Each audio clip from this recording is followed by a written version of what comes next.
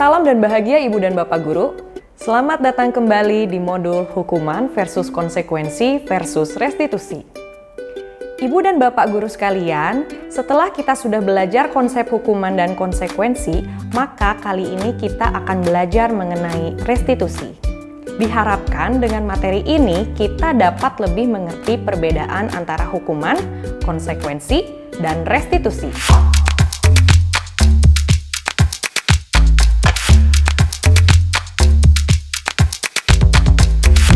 Kamu tidak boleh main di luar ya, karena kamu coret-coret sembarangan di tembok. Tadi pagi aku terlambat 20 menit, maka aku harus tunggu 20 menit lagi untuk pulang.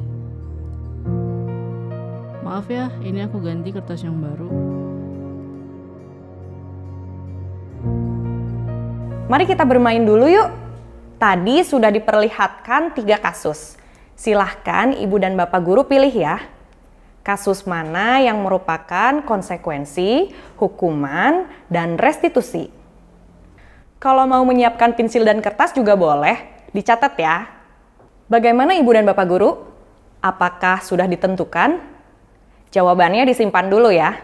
Sebelum belajar restitusi, ada baiknya kita mengingat kembali alasan dibalik tindakan manusia agar memudahkan kita untuk melakukan proses restitusi. Pernahkah terpikir oleh Ibu dan Bapak Guru jika ada murid melakukan pelanggaran di sekolah tanpa kita menghakimi dulu nih, kira-kira kenapa ya mereka melakukan hal tersebut? Pada modul restitusi yang lalu, kita sudah belajar mengenai 5 kebutuhan dasar manusia yang diungkapkan oleh Dr. William Glasser.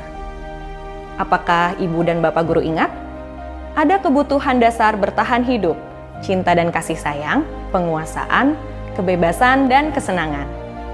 Setiap tindakan yang kita lakukan merupakan upaya kita untuk memenuhi salah satu kebutuhan dasar yang tadi disebutkan.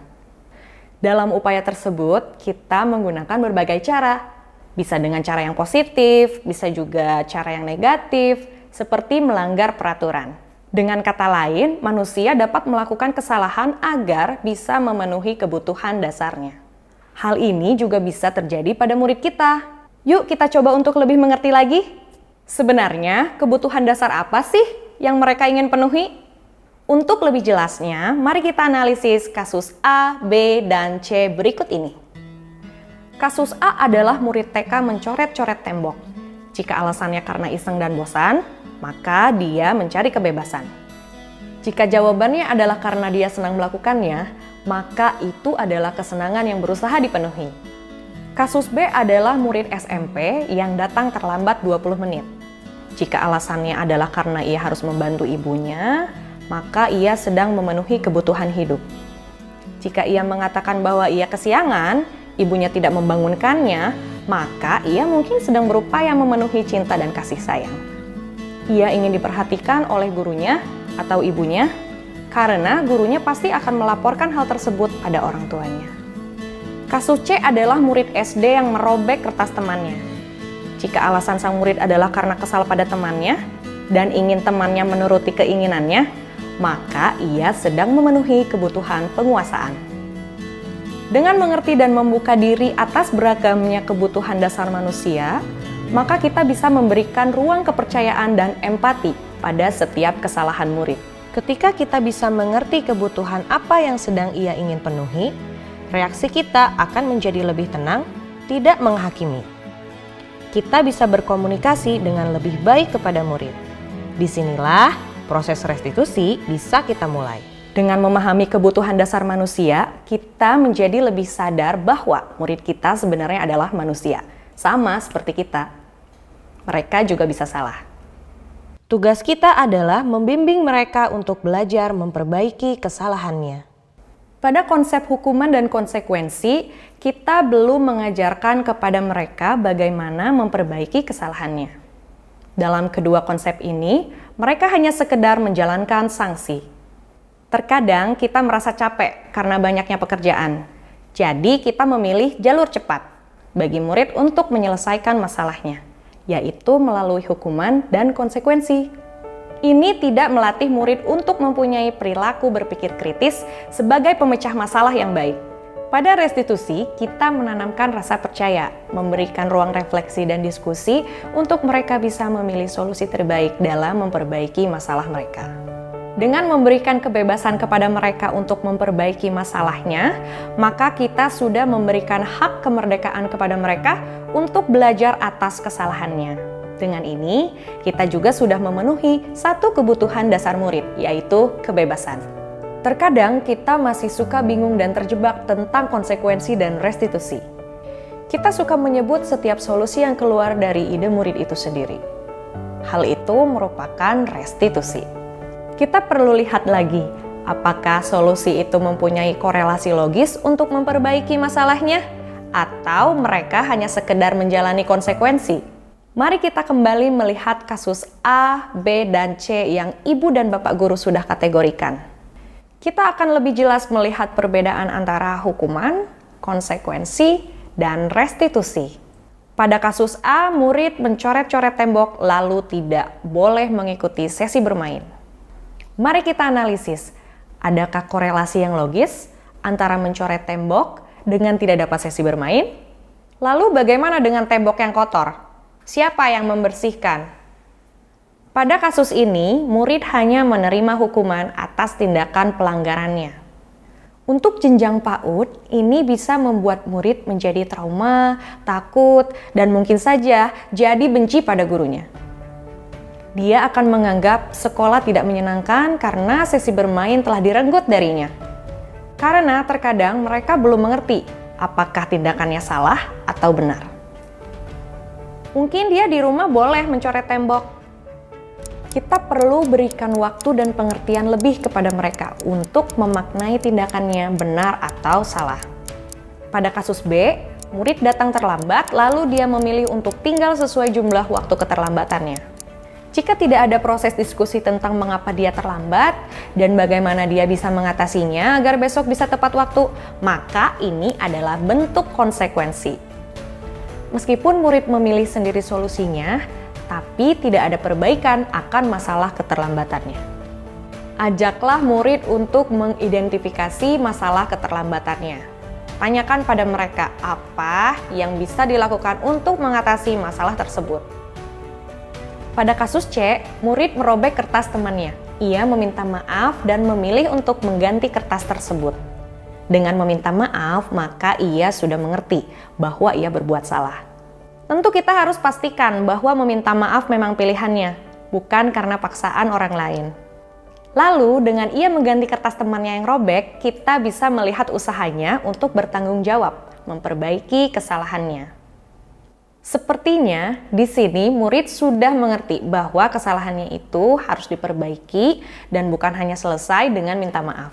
Jika solusi ini adalah atas usul murid sendiri, maka restitusi sudah terjadi.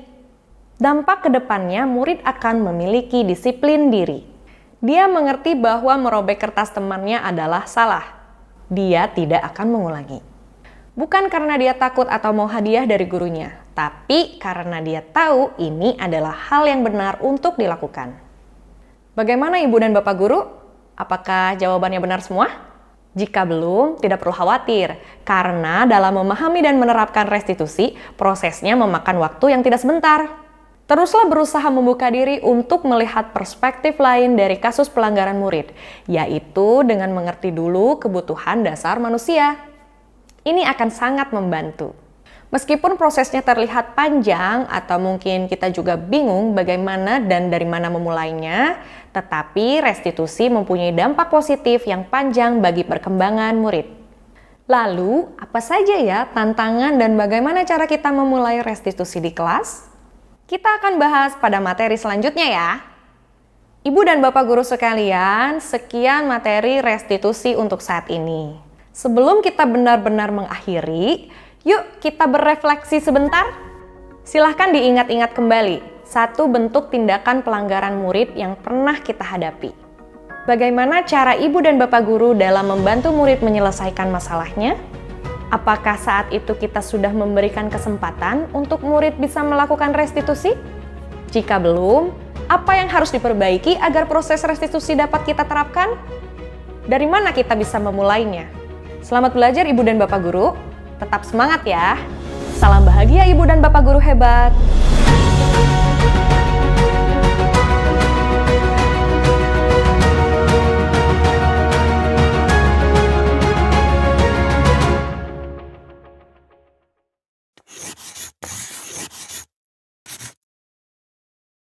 Salam dan bahagia Ibu dan Bapak Guru.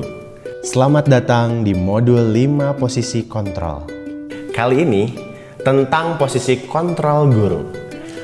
Pada materi pertama di modul ini, kita akan berkenalan dan belajar mengenai konsep 5 posisi kontrol guru. Kita akan mengeksplorasi beberapa contoh praktik proses pembentukan sikap disiplin positif pada murid. Diharapkan kita bisa mengidentifikasi dan mengevaluasi cara kita selama ini dalam membimbing murid untuk memiliki sikap disiplin. Dengan begitu, kita bisa tahu letak posisi kontrol kita dan dampaknya bagi perkembangan murid. Aku pernah lupa membawa buku gambar. Aku disuruh menyanyi lagu di depan kelas. Aku pernah berantem. Pak guru bilang aku tidak kasihan padanya.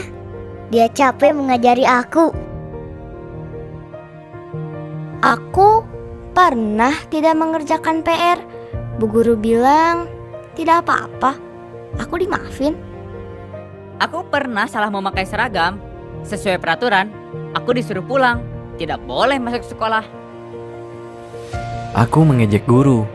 Kemudian aku dipertemukan dengan guru tersebut untuk berdiskusi akan dampak dari perbuatanku. Aku mengerti kesalahanku dan aku akan perbaiki.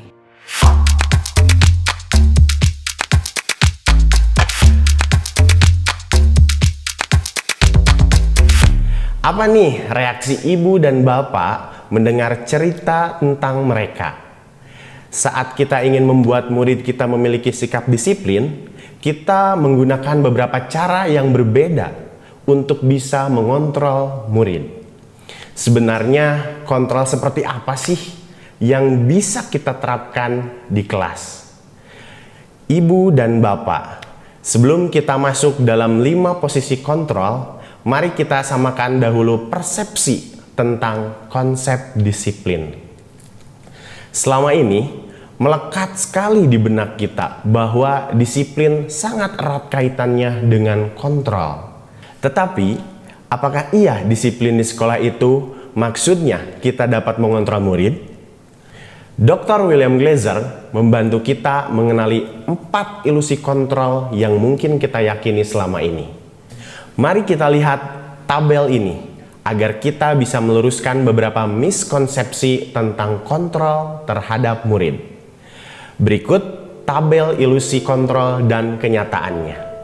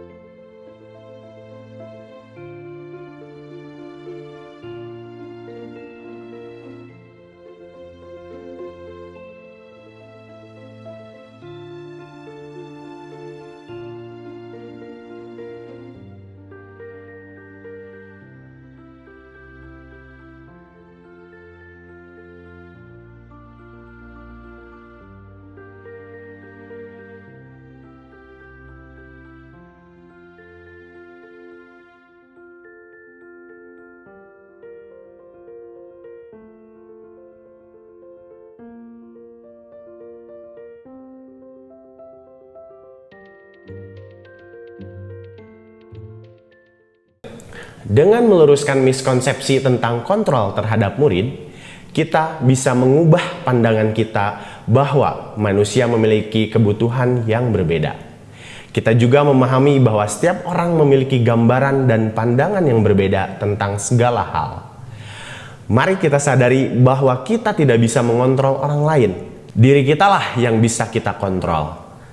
Dengan menyadari bahwa setiap manusia mempunyai tujuan dalam perilakunya, kita bisa selalu mempunyai model berpikir win-win solution.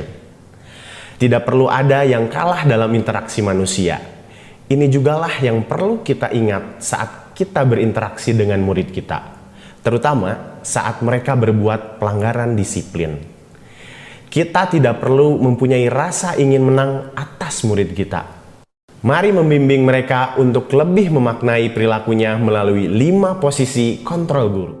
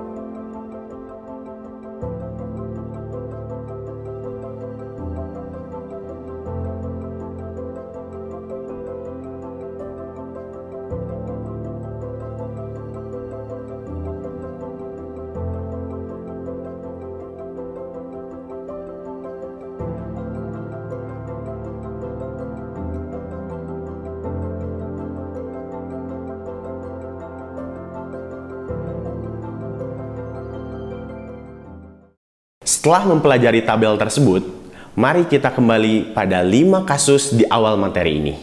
Posisi kontrol guru manakah yang ada di setiap kasus? Yuk kita lihat. Pada murid 1, kita melihat bagaimana murid tidak membawa buku gambar dan disuruh bernyanyi. Ini merupakan bentuk hukuman. Tidak adanya korelasi antara sanksi dan kesalahannya. Hanya membuat murid menjadi takut dan malu. Apalagi jika terjadi di jenjang PAUD, maka murid akan menjadi trauma untuk kembali ke sekolah. Posisi dalam kasus ini adalah penghukum. Pada murid 2, guru meminta simpati dari murid. Dia meminta murid untuk mengasihaninya. Posisi ini adalah pembuat rasa bersalah. Murid menjadi lemah, tidak percaya diri, dan mempunyai krisis identitas. Pada murid ketiga, saat murid tidak mengerjakan PR, gurunya memaafkan dan membiarkannya. Apakah muridnya belajar akan kesalahannya? Tidak. Posisi kontrol ini adalah teman. Murid akan menjadi nyaman dan menjadi ketergantungan akan dukungan dari kita. Pada murid keempat, guru menerapkan sanksi sesuai aturan sekolah. Murid salah memakai seragam. Peraturannya adalah pulang, sehingga murid tidak sekolah di hari itu. Posisi ini adalah posisi pemantau. Murid melakukan konsekuensi sesuai peraturan. Pada murid kelima, posisi guru adalah manajer. Karena murid diberikan ruang diskusi, diajak untuk mengenali kesalahannya, dan dia belajar dari kesalahannya agar tidak diulang kembali. Kelima posisi kontrol ini menggambarkan tipe dan cara kita dalam menerapkan disiplin di kelas.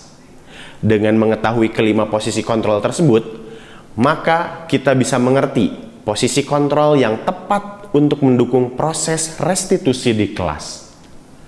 Pada saat penerapan disiplin, mungkin nanti akan ada murid yang belum siap dalam proses restitusi. Sehingga kita bisa berganti posisi dari manajer ke posisi pemantau. Ini tidak masalah dan diperbolehkan. Ibu dan Bapak guru, mari kita evaluasi kembali saat ini kita lebih sering berada dalam posisi kontrol guru yang mana. Setiap posisi kontrol memiliki dampak yang berbeda bagi murid. Dengan melihat tabel tadi, sekali lagi, mari kita pikirkan kembali dampak masing-masing posisi tersebut dalam pembentukan disiplin diri murid kita. Tentunya kita ingin setiap proses pendisiplinan yang kita terapkan bermakna bagi perkembangan positif murid. Lalu, Seperti apakah posisi terbaik untuk membantu murid melakukan restitusi? Kita akan pelajari dampak dan contohnya lebih lanjut pada materi selanjutnya ya. Sebelum kita mengakhiri sesi ini, mari kita melihat sekali lagi ke dalam diri. Apakah ibu dan bapak guru sering berpindah posisi kontrol? Jika iya, kira-kira faktor apakah yang menyebabkan kita berpindah posisi? Mari kenali lagi posisi kontrol dominan kita saat ini dan kita renungkan posisi kontrol terbaik menurut kita. Selamat belajar ibu dan bapak guru, tetap sehat dan semangat ya. Salam dan bahagia.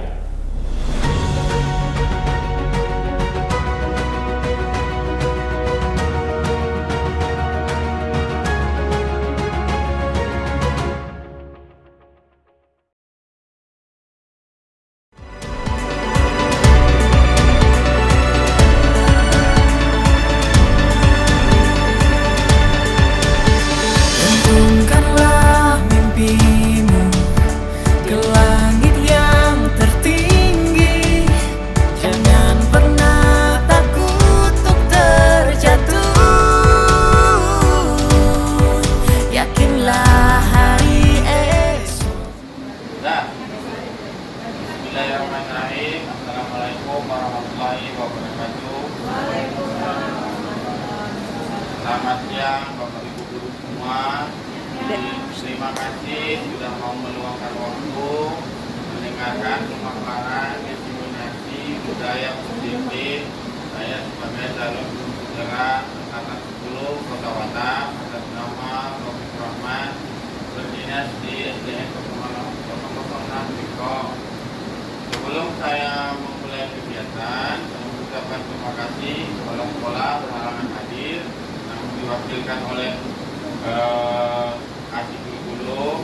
Itu saya memohon Pak Dido Wendi untuk memberikan dua patah kata pengantar.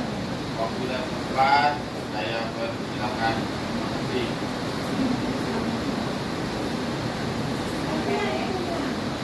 Assalamualaikum warahmatullahi wabarakatuh. Waalaikumsalam. Alhamdulillah. Seperti yang sudah disampaikan kepada kita, bahwa kegiatan hari ini adalah diseminasi ya, dari saudara Taufik Rahman sebagai calon guru penggerak di 06 Bengkok, Batam. Karena kebetulan Bapak hari ini sekolah hadir, maka saya mewakilkan kepada saya. Dan beliau berharap bahwa kegiatan ini tentunya membawa hal positif untuk semua. Untuk itu kepada rekan semua mohon didukung, kemudian diikuti diseminasi ini sehingga tidak hanya berdampak kepada Pak Taufik sendiri, tapi tentunya juga untuk kita semua. Jadi itu saja yang mungkin dapat kami sampaikan. Bisa kita lanjuti, silakan. Demikian wabillahi taufiq. Baik, terima kasih Pak Dido telah memberikan kesempatan dua patah kata. Baik Bapak Ibu, izinkan saya menyampaikan budaya positif yang sudah saya buat. Budaya positif kalau bergerak angkatan 10 Kota Batam. Pengajar praktik saya adalah Bapak Dana Sundana SPD MM. Sekarang beliau aktif di SD 003 Batu Ampar. Dalam tujuan yang saya buat adalah tujuan pendidikan menurut KHD, yaitu Ki Hajar Dewantara. Tujuan pendidikan adalah untuk menuntun segala kodrat yang ada pada peserta didik agar mereka dapat mencapai keselamatan dan kebahagiaan yang sejati dan setinggi-tingginya, baik sebagai manusia maupun sebagai anggota masyarakat. Oleh sebab itu, seorang pendidik selayaknya dapat menuntun tumbuh atau hidupnya kekuatan kodrat yang ada pada anak-anak atau peserta didik dalam memperbaiki tingkah laku agar tumbuh kekuatan kodrat si anak. Kemudian yang dimaksud dengan budaya positif adalah budaya positif di sekolah, yaitu nilai dan kebiasaan di sekolah yang berpihak pada murid agar mereka dapat berkembang menjadi pribadi yang kritis, penuh hormat dan bertanggung jawab sesuai dengan profil pelajar Pancasila. Konsep dari utama budaya positif adalah: 1. Perubahan paradigma belajar. 2. Disiplin positif. 3. Kebutuhan dasar manusia. Yang keempat, memotivasi perilaku manusia. Dan kelima, restitusi posisi kontrol sebagai seorang guru. Kemudian yang keenam, membuat keyakinan kelas. Yang ketujuh, segitiga restitusi. Baik, kita lanjut Bapak Ibu.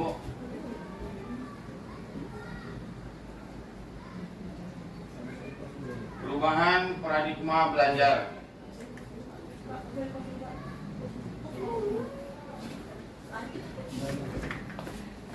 Pos dulu bang. Posnya kayak mana nih yang ini? Oke, lanjut. Perubahan paradigma belajar, yaitu perubahan paradigma menurut teori kontrol, ilusi kontrol Dr. William Glasser. 1. Ilusi guru mengontrol murid. Ilusi bahwa semua penguatan positif, efektif, dan bermanfaat. Ilusi bahwa kritik dan manfaat membuat orang merasa bersalah dapat menguatkan karakter. Ilusi bahwa orang dewasa memiliki hak untuk memaksa. Kemudian disiplin positif, apa makna dari disiplin itu? Tentu Bapak Ibu sudah paham semua, mari kita lihat kembali. Disiplin berasal dari bahasa Latin, yaitu disiplina, yang artinya belajar. Makna asal kata ini berkonotasi dengan disiplin dari murid-murid Socrates dan Plato. Kemudian disiplin diri membuat orang menggali potensinya menuju sebuah tujuan. Apa yang ada, apa yang dia hargai. Kemudian, namun dalam budaya kita, makna kata disiplin telah berubah menjadi sesuatu yang dilakukan seseorang pada orang lain untuk mendapatkan kepatuhan. Kecenderungan umum adalah menghubungkan kata disiplin dengan ketidaknyamanan, bukan dengan kata yang kita hargai atau pencapaian sesuatu tujuan yang mulia. Kemudian disiplin adalah kemampuan memerintah diri sendiri dalam mengontrol dan menguasai diri untuk memiliki tindakan yang mengacu pada nilai-nilai yang kita hargai dengan penuh tanggung jawab tanpa terperintah oleh orang lain. Nilai-nilai yang kita hargai adalah nilai kebajikan, sifat positif manusia yang merupakan tujuan mulia yang ingin dicapai setiap individu, yaitu nilai-nilai dalam profil pelajar Pancasila.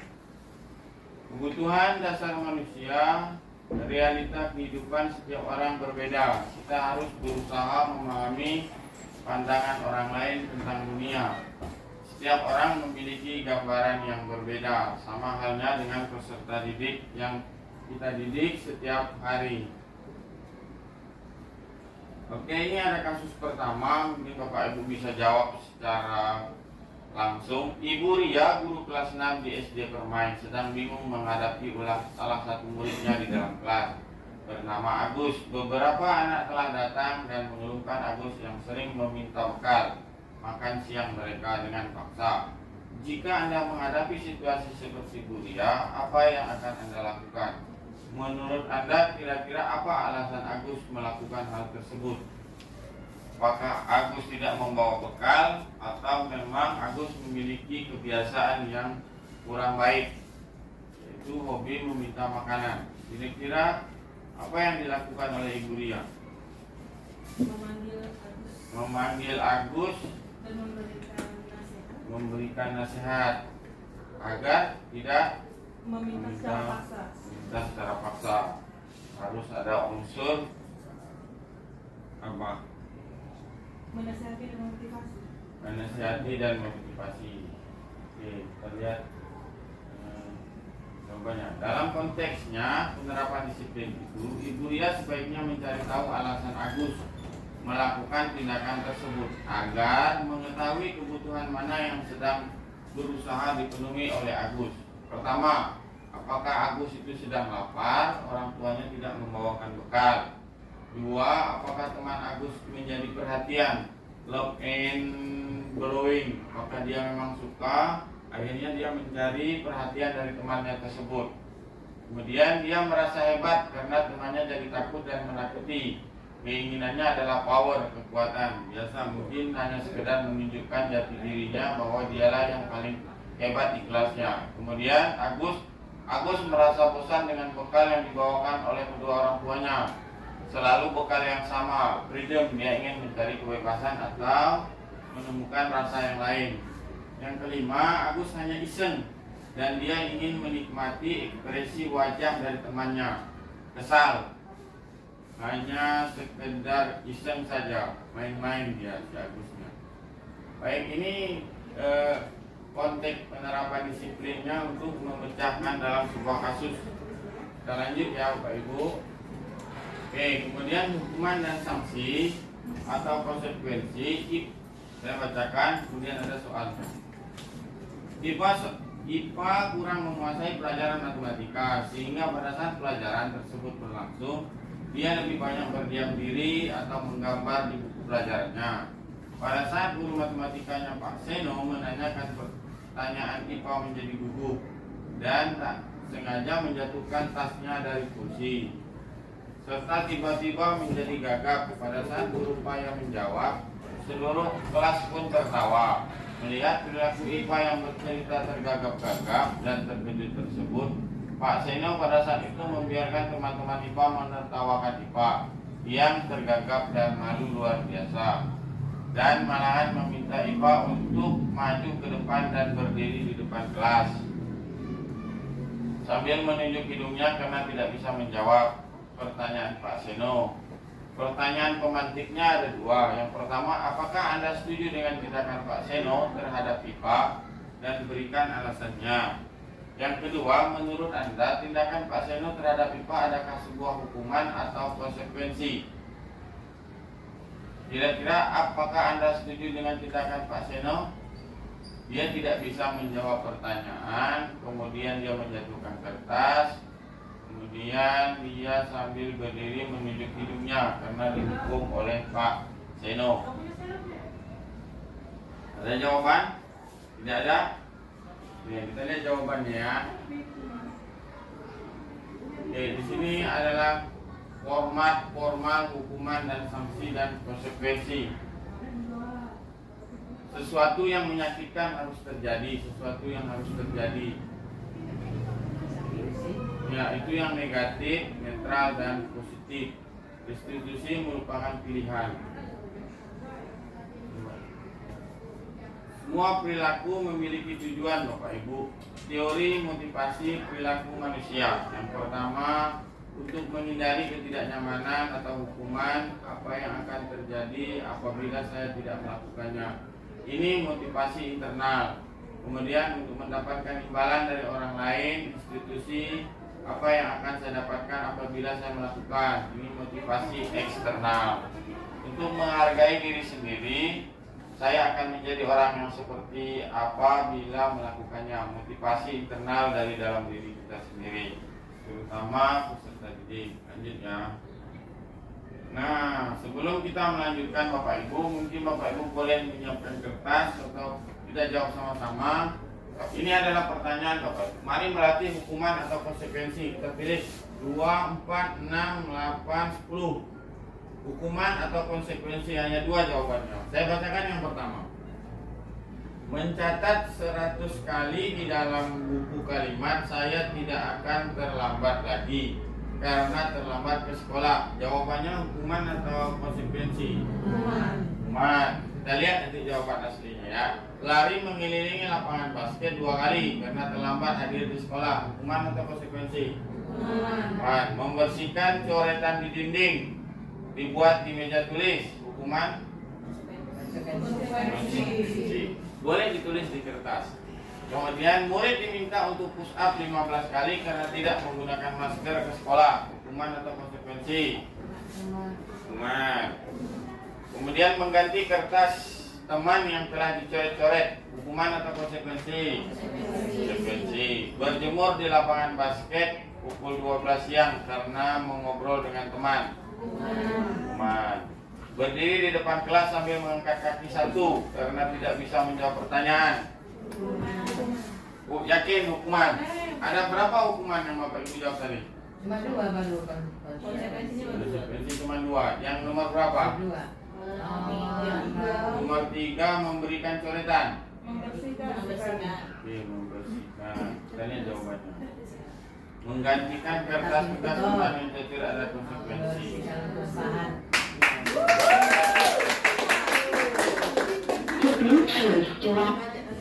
Ini rupanya konsekuensi. Ya, lari mengelilingi lapangan basket 2 kali. Membersihkan tumpahan air di meja tulis karena tersenggol. Konsekuensi karena Itu yang terakhir. lari memilih lapangan bola basket karena terlambat 10 menit. Karena pelajaran PJOK. Ya, nanti pelajaran PJOK, bukan datang di sekolah umum atau upacara. Konsekuensi, setuju ya? Setuju. Terima kasih. Oke, ini posisi kontrol seorang guru. Pertanyaan-pertanyaan yang saya kecewa sekali dengan kamu. Siapa yang mengatakan membuat orang merasa bersalah? Kamu tidak pernah benar melakukannya. Kalimat penghukum. Apakah yang kamu lakukan demi ibu bapak, teman? Apa yang kamu lakukan? Kamu mau mendapatkan stiker bintang hari ini, pemantau. Bagaimana kamu bisa menyelesaikan masalah ini, manajer? Kamu selalu yang paling terakhir, penghukum. Dari kesemua ini seharusnya guru menjadi seorang manajer. Manajer ya Bapak Ibu, jangan penghukum, jangan teman, jangan pemantau, jangan penghukum, atau jangan membuat orang merasa bersalah. Terima kasih.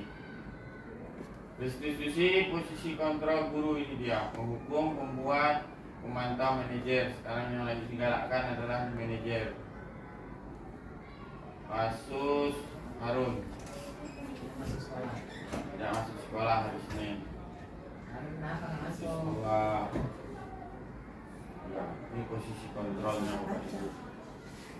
Identitas yang gagal, kontrol dari luar, menghindari hukuman, menghardik murid, menunjuk, menyakiti, kemudian membuat merasa bersalah, ceramah, mengatakan seharusnya ibu kecewa. Kata-kata ini kalau bisa dihindari. Kemudian kalau kamu tidak melakukannya, awas ya, rasakan. Kemudian kamu seharusnya itu dihindari. Kalau yang harusnya dilakukan adalah mengajukan pertanyaan-pertanyaan. Kemudian apa yang kita yakini, apa yang bisa kamu kerjakan untuk memperbaiki apa yang telah kamu lakukan. Kemudian menguatkan si anak tersebut. Kemudian murid meletakkan dirinya sebagai individu yang positif. Kemudian bagaimana cara bisa memperbaiki keadaan. Kemudian mengevaluasi bagaimana cara memperbaiki atas kesalahan yang sudah murid tersebut lakukan. Ini 5 posisi kontrol seorang guru. Kemudian kalau bisa tahun depan kita buat keyakinan kelas Bapak Ibu. Keyakinan kelas adalah nilai-nilai kebajikan atau prinsip-prinsip universal yang disepakati bersama antara guru dan siswa untuk melepas perbedaan agama, suku, negara, dan bahasa. Menurut dosen, keyakinan akan lebih memotivasi seseorang dari dalam intrinsiknya. Seseorang akan lebih bersemangat untuk menjalankan keyakinan daripada hanya sekedar mengikuti peraturan. Harusnya kita beli nanti stikernya pas awal masuk buat keyakinan kelas. Kemudian budaya positif, lingkungan positif, keyakinan kelas, dan peraturan keyakinan. Ini dia peraturannya Bapak Ibu. Peraturannya selalu kembalikan buku pada tempatnya. Keyakinan kelasnya adalah nilai yang dituju, tanggung jawab. Kemudian dilarang mengganggu orang lain. Keyakinannya menghormati orang lain. dan diri sendiri. Hadir di sekolah 15 menit sebelum pelajaran dimulai, yaitu menghormati orang lain, berkomitmen dengan tujuan. Dilarang melakukan kekerasan, keselamatan, dan menghormati hak individu orang lain. Dilarang menggunakan narkoba, tujuannya untuk kesehatan. Bergantian atau menunggu giliran, menghormati orang lain, dan memiliki kesabaran. Menggunakan masker di masa pandemi untuk kesehatan dan keselamatan. Jangan berlari di kelas atau koridor untuk keselamatan dan keamanan. Dalam pembentukan keyakinan kelas bersifat lebih abstrak daripada peraturan yang telah lebih rinci dan konkret. Keyakinan kelas berupa pernyataan yang universal. Keyakinan kelas dibuat dalam bentuk yang lebih positif yang disepakati antara wali kelas dan gurunya masing-masing. Bersedia meninjau peraturan yang sudah dibuat beberapa bulan kemudian atau beberapa waktu tertentu bisa dirubah. Oke, contohnya seperti ini, dokumentasi sosialisasi keyakinan kelas.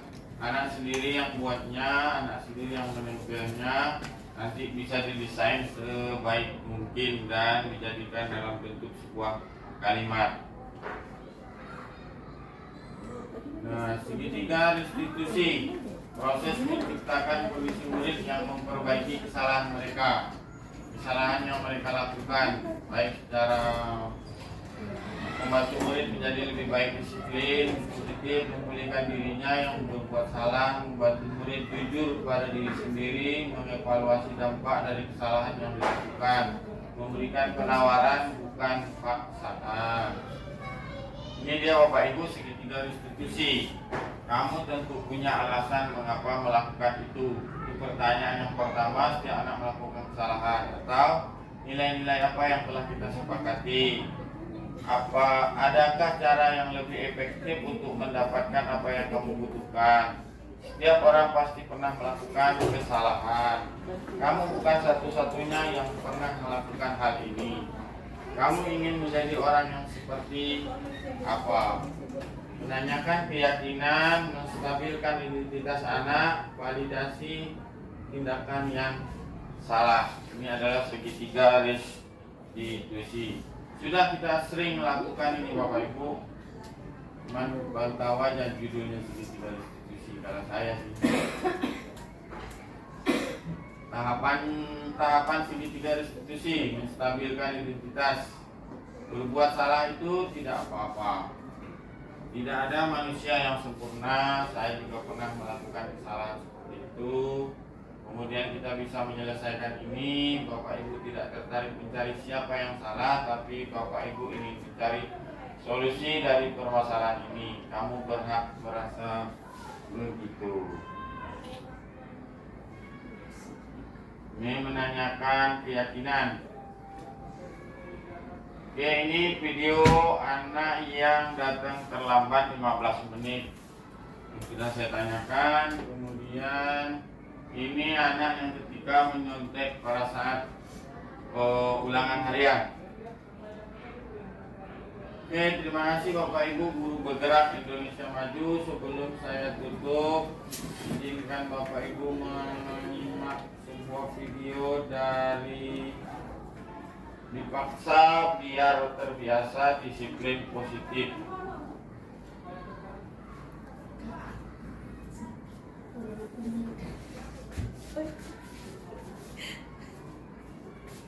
Jadi mari kita menyaksikan sendiri, bolehkah memaksa pada orang lain?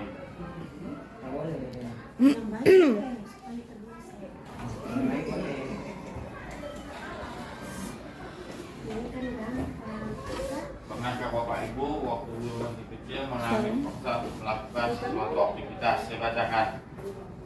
Tahu mungkin sebagai guru atau orang tua pernah sulit. Disiplin.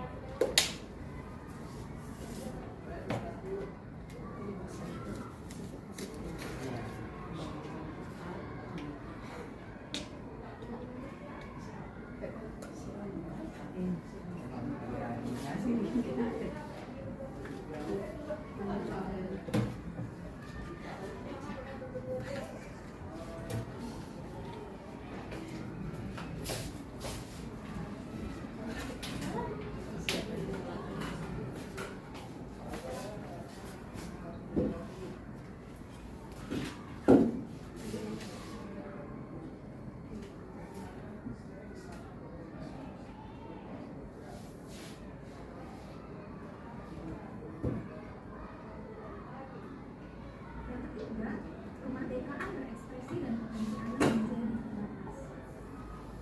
Tidak dapat dimaksudkan ibu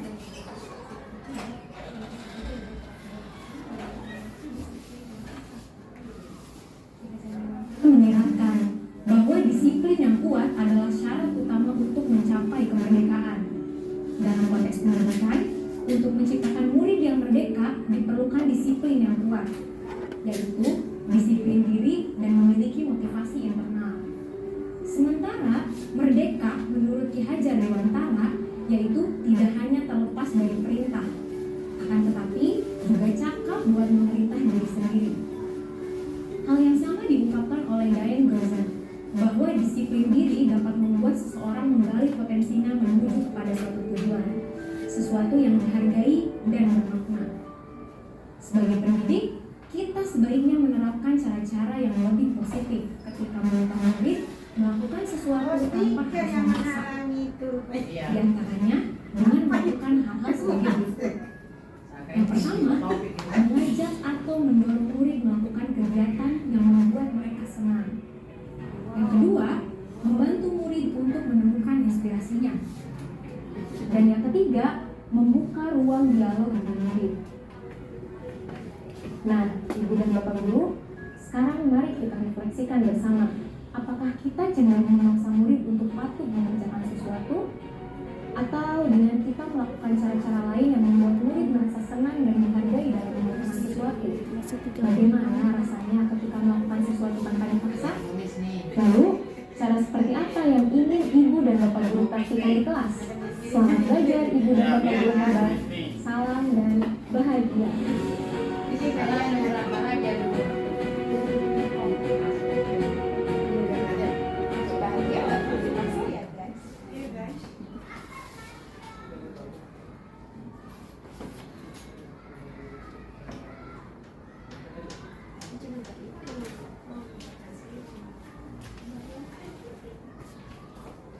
Lagi ya.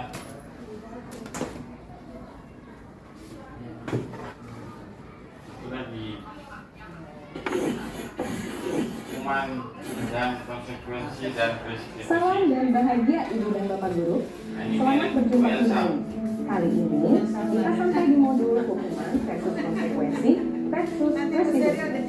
Kita akan belajar mengenai konsep hadiah dalam praktik pendisiplinan murid. Apakah Ibu Bapak Guru suka memberikan hadiah kepada murid? Terkadang kita merasa cara ini efektif dalam memotivasi murid untuk disiplin. Kita pun terus mengulangi sistem pemberian hadiah ini. Sebenarnya bagaimana ya dampak pemberian hadiah ini kepada murid dalam upaya praktik pendisiplinan?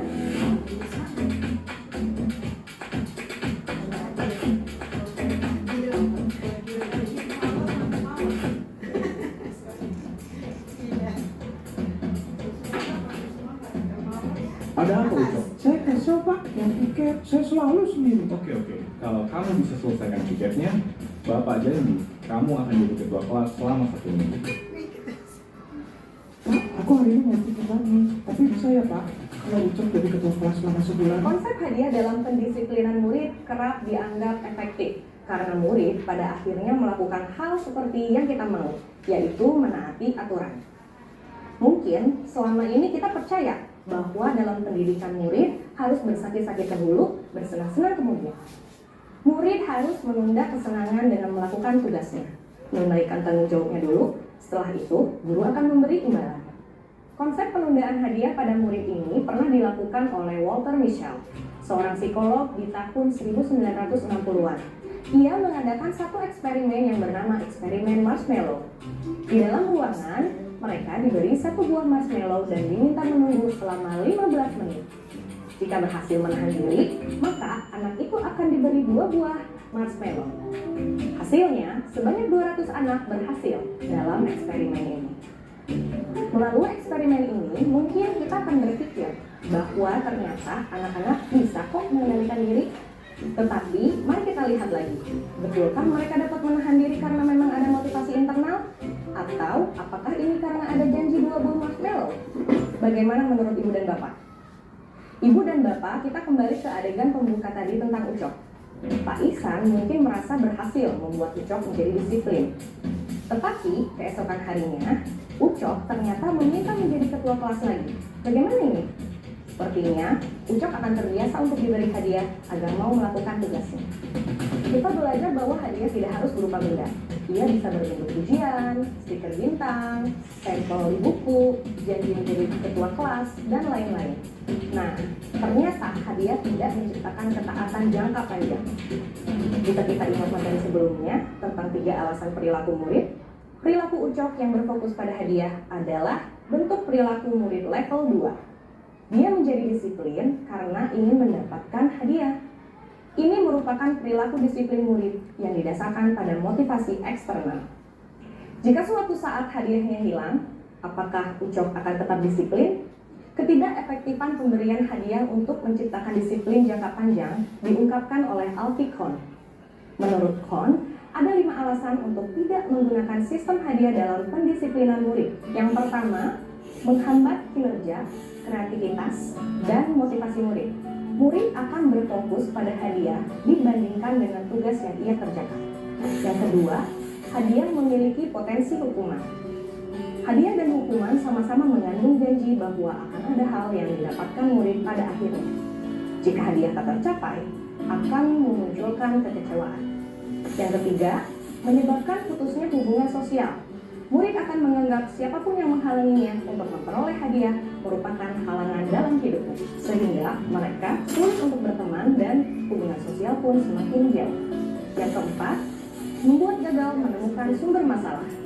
Murid tidak belajar untuk mengenali sumber masalah dan tidak belajar menyelesaikan masalah, karena fokusnya langsung pada hadiah. Yang kelima, kehilangan motivasi intrinsik jangka panjang. Murid terbiasa ada sesuatu yang ia akan dapatkan, sehingga motivasi intrinsik murid untuk melakukan sesuatu akan hilang. Dalam menciptakan ketaatan jangka panjang, kita dapat memberikan makna pada murid akan tanggung jawabnya.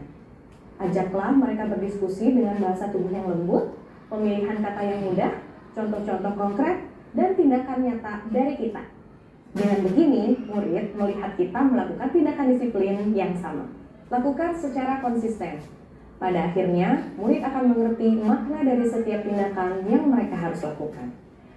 Bagaimana Ibu dan Bapak Guru? Apakah sudah siap untuk mempraktikkan disiplin jangka panjang? Ibu dan Bapak Guru sekalian, sekian materi kali ini. Sebagai guru, tentunya kita menghargai usaha murid dengan memberikan pujian atau apresiasi. Kita bisa pikirkan pujian atau apresiasi seperti apa yang bisa kita berikan pada murid sehingga tidak terkesan berlebihan dan murid juga bisa mengerti maknanya. Selamat belajar dan tetap semangat ya. Salam dan bahagia Ibu dan Bapak Guru hebat.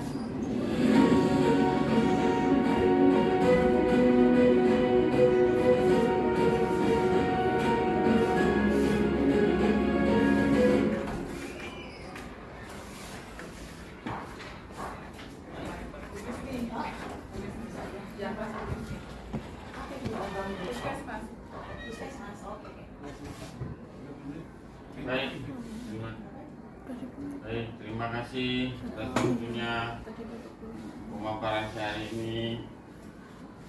Semoga apa yang saya sampaikan bisa bermanfaat untuk diri saya sendiri dan bisa diterima dengan baik oleh Bapak Ibu semuanya. Akhir kata saya ucapkan. Baik Bapak Ibu, untuk merefreshkan suasana, marilah kita ice breaking sebentar. Dimohon Bapak Ibu untuk berdiri bersama. Kita ice breaking. Tangan ke atas menggapai bintang. Ambil posisi masing-masing agar mukanya tersorot dengan baik dan benar. Kita mulai ya Bapak Ibu ya. Baik, terima kasih.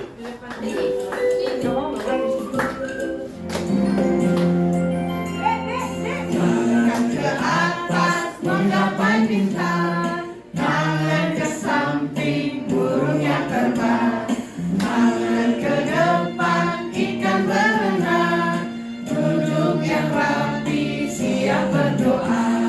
Tak putar-putar, tangan diputar, gulung-gulung-gulung, tangan digulung, ular melingkar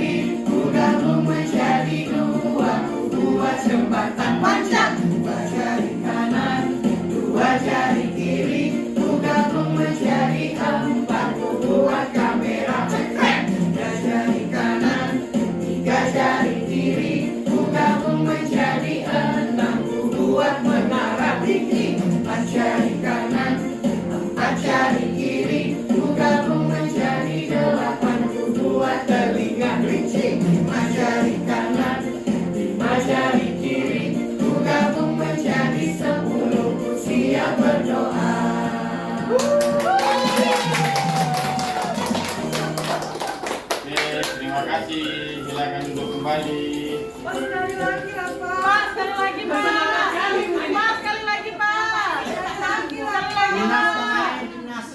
Sekali lagi, Pak. Oh, itu aja lah yang apa masih ada ber. Gimana tuh? Ada sudah kakak bayar oh ya. Sekali lagi, Pak. Sekali ya. Berdiri dulu. Oke. Berdiri, Bapak Ibu ambil posisi masing-masing ya. Oke. Ada yang mengimbau temannya. Baik. Kita mulai. Maju ya, kita maju. 1, 2, 3.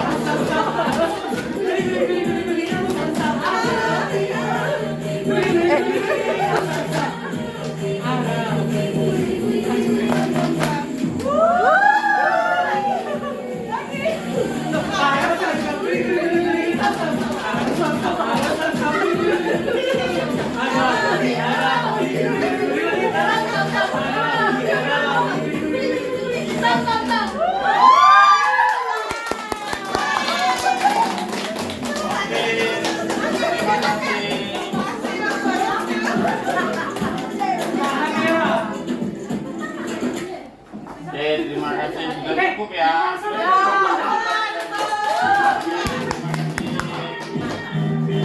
Terima kasih. Assalamualaikum warahmatullahi wabarakatuh.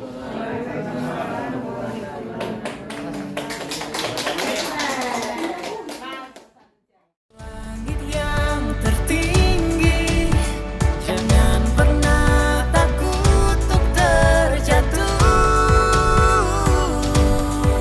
Yakinlah hari esok lebih baik.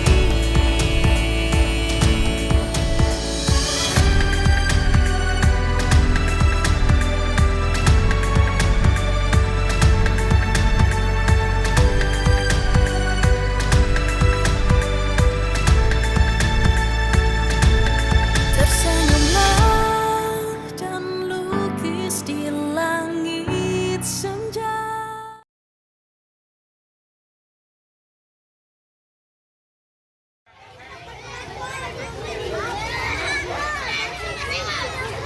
Ya, siap gerak dulu.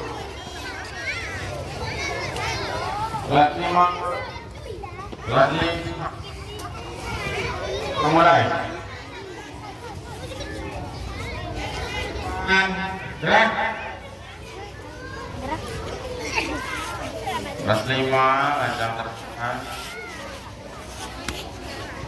Kalau nggak rapi, nggak mulai.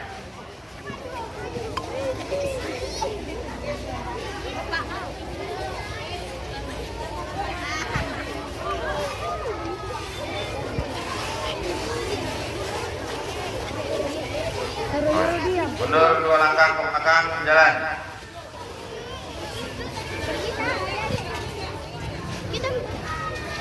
Oke, gerak, gerak. Kelas 1, kelas 2.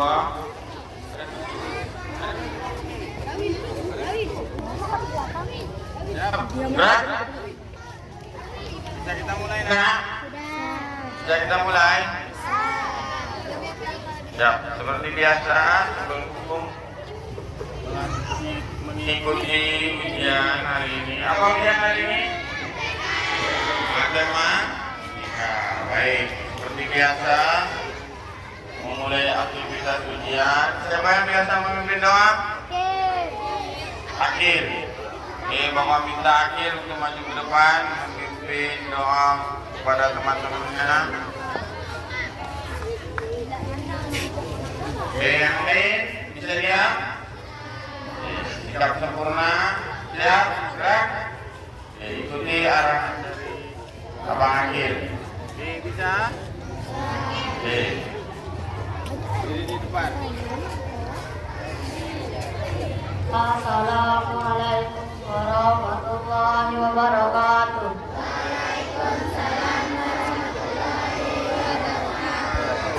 Bismillahirrahmanirrahim. Asyhadu an la ilaha illallah wa asyhadu anna Muhammadar Rasulullah. Raditu billahi wa bil Islami dinan. Nabi Muhammadin nabiyyan wa rasulah. Rabbi zidna ilma warzuqna fahma waj'alna minas sholihin. Allahumma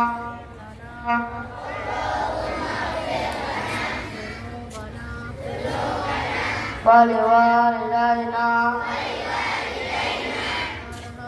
ma kama rabbayana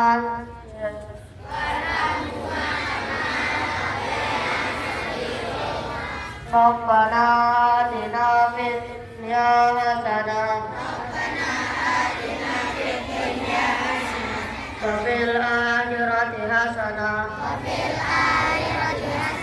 wa qina adzabannar. Walhamdulillahi rabbil alamin. Assalamualaikum warahmatullahi wabarakatuh.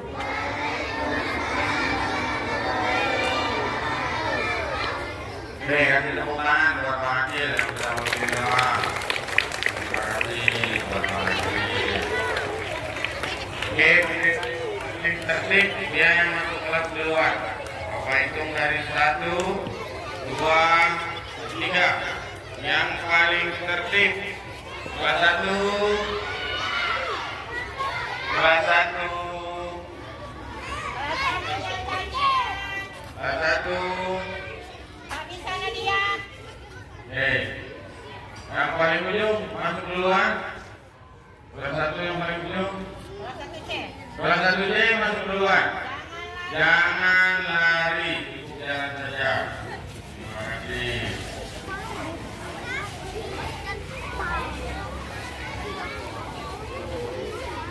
Satu B.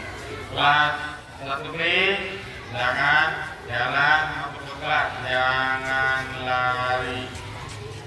Terima kasih. 1A. Kelas 1A, jangan masuk ke kelas, jangan lari. Terima kasih. Kelas semua, angkat tinggi, jangan goyang-goyang. Jangan ada yang gerak-gerak. 2D. Kelas 2D silakan masuk ke kelas. Jangan lari. Terima kasih.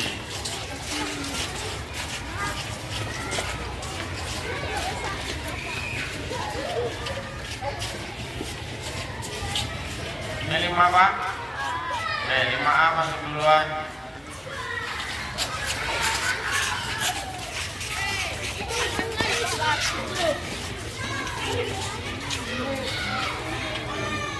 Mana ada yang enggak? Luruskan tangannya. Ini 5A. Terima kasih.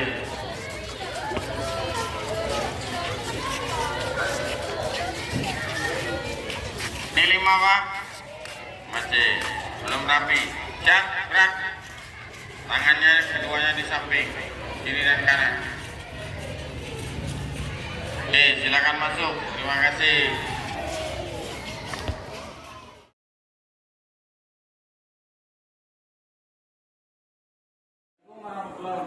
Selamat mengerjakan soal ulangan harian. Tolong dikerjakan dengan disiplin dan jujur, dikerjakan sesuai kemampuan masing-masing. Jangan menyontek teman satu bangku atau teman beda bangku. Oke? Andin, kamu nyontek punya Afnan ya? Saya Pak, Afnan Pak. Saya Pak, saya. Terus? Afnan Pak. Terus di antara kamu berdua siapa yang nyontek? Afnan Pak. Baik, karena kamu tidak ada yang mau mengakui siapa yang salah, Bapak tidak mencari siapa yang benar dan siapa yang salah, tapi harus mau berkata jujur. Setelah selesai ulangan, kamu menemui Bapak di ruangan majelis guru.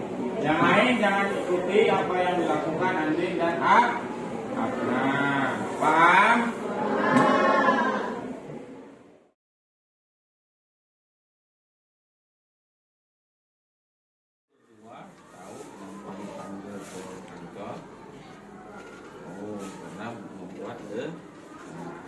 Apa kesalahannya? Mungkin pada saat setelah bapaknya kan dalam ulangan itu harus jawab jujur, disiplin, jawabnya nanti sesuai kemampuan masing-masing. Terus, saya mau tanya, siapa yang mulai duluan nyontek? Andin atau Afnan? Nah, Afnan nyontek duluan atau Andin duluan? Andin. Terus dua-duanya nggak ada yang ngaku. Yang mana siapa yang mulai duluan? Bapak tidak mencari siapa yang salah benar, tapi Bapak ngaku. Jadi Bapak harus berani berkata jujur. Siapa yang duluan? Nah, kenapa Afnan harus nyontek sama Andin? Kenapa Afnan nggak bisa baca dua ulangannya sudah Bapak tahu jauh-jauh hari.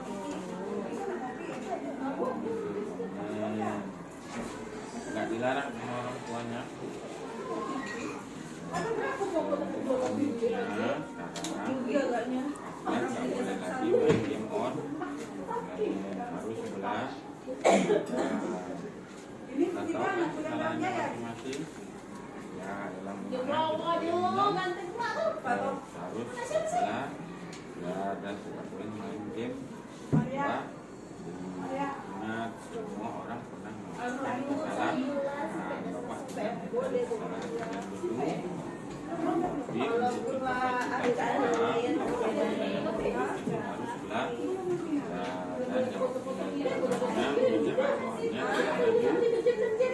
sesuai kemampuan masing-masing. Ini Bapak maafkan. Boleh masuk ke kelas masing-masing. Jangan diulang-ulang ya. Terima kasih.